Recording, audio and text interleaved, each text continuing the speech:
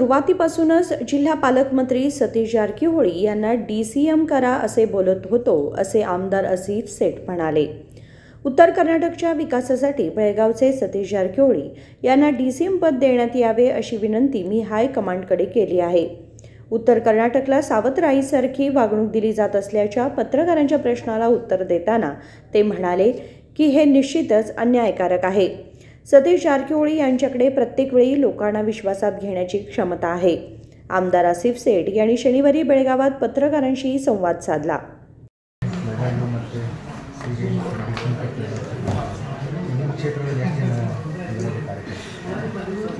ಇವತ್ತು ನಾವೆಲ್ಲ ಟೀಚರ್ಸ್ಗೆ ಅಂಗನವಾಡಿ ಟೀಚರ್ಸ್ಗೆ ನಮ್ಮ ರಾಜ್ಯ ಸರ್ಕಾರದಿಂದ ಸ್ಮಾರ್ಟ್ಫೋನ್ಸ್ ಇದರ ಜೊತೆ ಮೆಡಿಕಲ್ ಕಿಟ್ಸ್ ಪುಸ್ತಕ ಇದೆಲ್ಲ ಟೀಚರ್ಸ್ಗೆ ವಿತರಣೆ ಮಾಡಿದ್ದೀವಿ. ನಾನು ಧನ್ಯವಾದ ಹೇಳ್ತೀನಿ ನಮ್ಮ ಮಹಿಳಾ ಮತ್ತು ಮಕ್ಕಳ ಸಚಿವರಿಗೆ. ಅವ್ರ ಎಫರ್ಟ್ದಿಂದ ಅವ್ರ ಕಾಳಜಿಯಿಂದ ಇದೆಲ್ಲ ಟೀಚರ್ಸ್ ಸಲುವಾಗಿ ಬಂದೈತಿ. ಅವ್ರಿಗೆ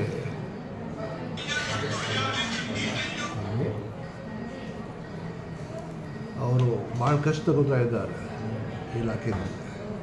ಅವ್ರಿಗೆ ನಾನು ಧನ್ಯವಾದ ಹೇಳ್ತೀನಿ. ಇದರ ಜೊತೆ ನಮಗೆಲ್ಲ ಅಂಗನವಾಡಿ ಟೀಚರ್ಸ್ಗೆ ನಾನು ಧನ್ಯವಾದ ಹೇಳ್ತೀನಿ.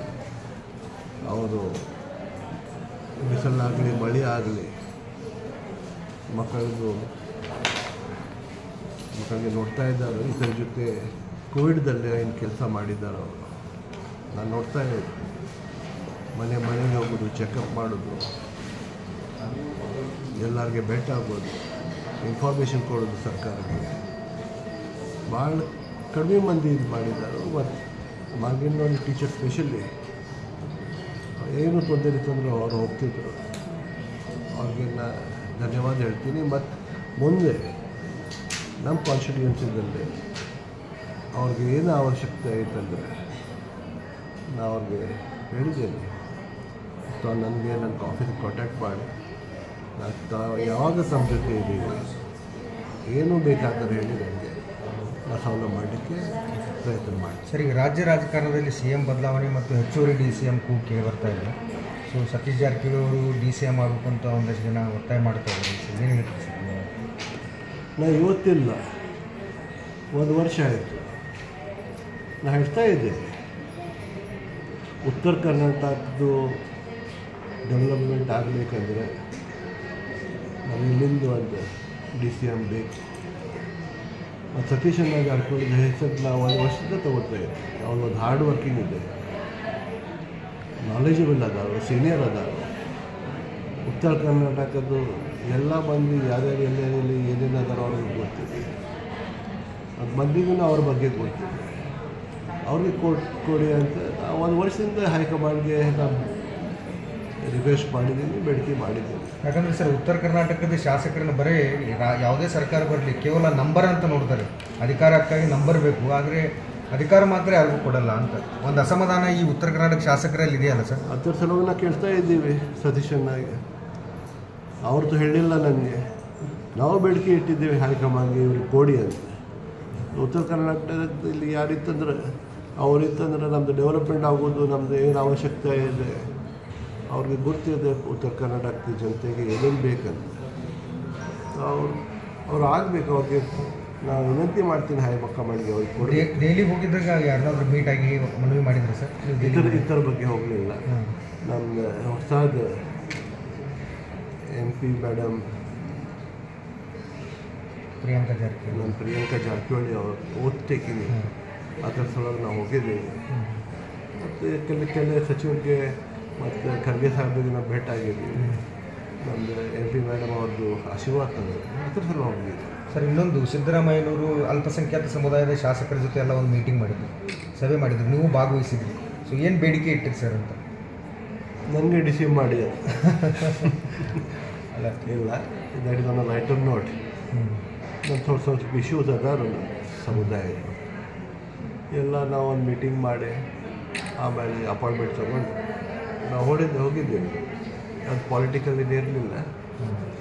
ನಮಗೆ ಪ್ರಾಬ್ಲಮ್ಸ್ ಏನಿದೆ ಸಮುದಾಯ ಅದು ತೊಗೊಂಡೋಗಿದ್ದೀವಿ ಮತ್ತು ಅವ್ರು ನಾವು ಬೇಡಿಕೆ ಇಟ್ಟಿದ್ದೀವಿ. ಈ ಮೊನ್ನೆ ಹಜ್ ಯಾತ್ರೆಗೆ ತೆರಳಿದಾಗ ಒಂದಷ್ಟು ಸಮಸ್ಯೆ ಆಯಿತು ಸರ್ ಒಂದಷ್ಟು ಜನರಿಗೆ.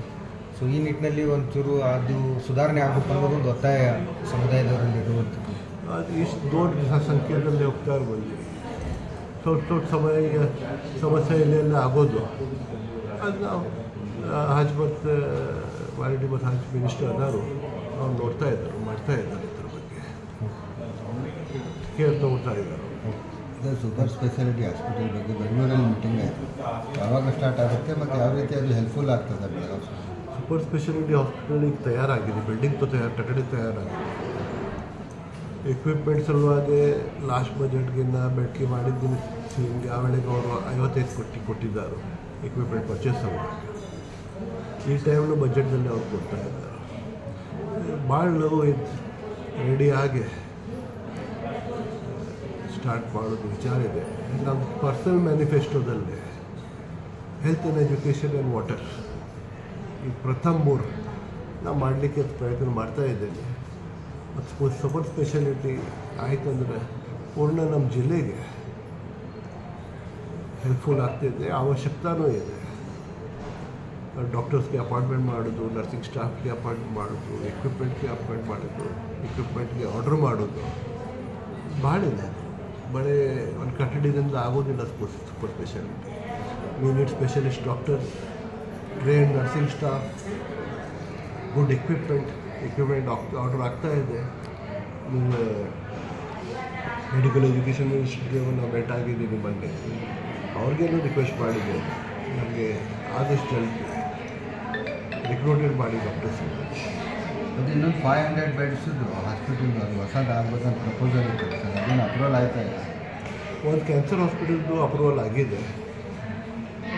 ಜಾಗನ ನೋಡ್ತಾ ಇದ್ದೇವೆ, ಕಿದ್ವಾಯಿ ಹಾಸ್ಪಿಟಲ್. ಆ ಜಾಗ ಒಂದು ಸರ್ತಿ ಫೈನಲೈಸ್ ಆಯಿತು ಅಂದರೆ ಅದು ಕರಡಿ ಚಾಲು ಆಗ್ತದೆ.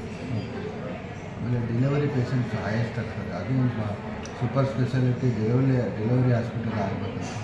ನಮ್ಮ सिव्हिल हॉस्पिटल. अल्पसंख्याक आमदारांच्या शिष्टमंडळाने मुख्यमंत्र्यांकडे काही मागण्या केल्या. मुख्यमंत्र्यांनी सकारात्मक प्रतिसाद दिल्याचे त्यांनी सांगितले. संकल्प शिंदे, KMM मराठी, बेळगाव.